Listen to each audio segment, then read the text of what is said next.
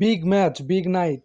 Today UEFA champions লিগের ম্যাচে সেমিফাইনালে বার্সেলোনা মুখোমুখি হবে ইতালিয়ান জায়ান্ট ইন্টার মিলানের বিপক্ষে। খেলাতে হবে ইন্টার মিলান স্টেডিয়াম সান সিরোতে, যেখানে প্রথম লেগের ম্যাচে বার্সেলোনা থেকে তারা ৩-৩ গোলে ড্র করে গিয়েছে এবং বার্সেলোনাও অনেকটা চাপের মুখে রয়েছে এই ম্যাচের আগে, কারণ তাদের দুই ফুলব্যাক তারা দলের সঙ্গে নাই। আলেকজান্ডার বালদে এবং জুলস কুন্দে তারা দলে নেই। তবে ইন্টার মিলানের একাদশে রয়েছে মার্কাস থুরাম সহ ডিমেরিকা, লাউতারো মার্টিনেজ, অনেক সেরা খেলোয়াড়, এবং বার্সেলোনার একাদশে ফিরেছেন রবার্ট লেভানডস্কি। তবে ম্যাচটা যখন সানসেইরোতে, তখন বার্সেলোনার জয় নিয়ে ফেরাটা অবিশ্বাস্য ব্যাপার হতেই পারে, কেননা বার্সেলোনা শেষ 2012 সালে উয়েফা চ্যাম্পিয়ন্স লিগের সেমিফাইনালে অ্যাওয়ে ম্যাচ জিতেছিল, তারপরে তারা কোনো ম্যাচ জিততে পারে নাই।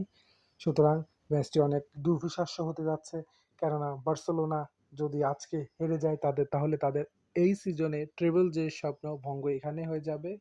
আপনি কি মনে করেন কোন দল আজকে উইন করবে? জানিয়ে দিন কমেন্টে।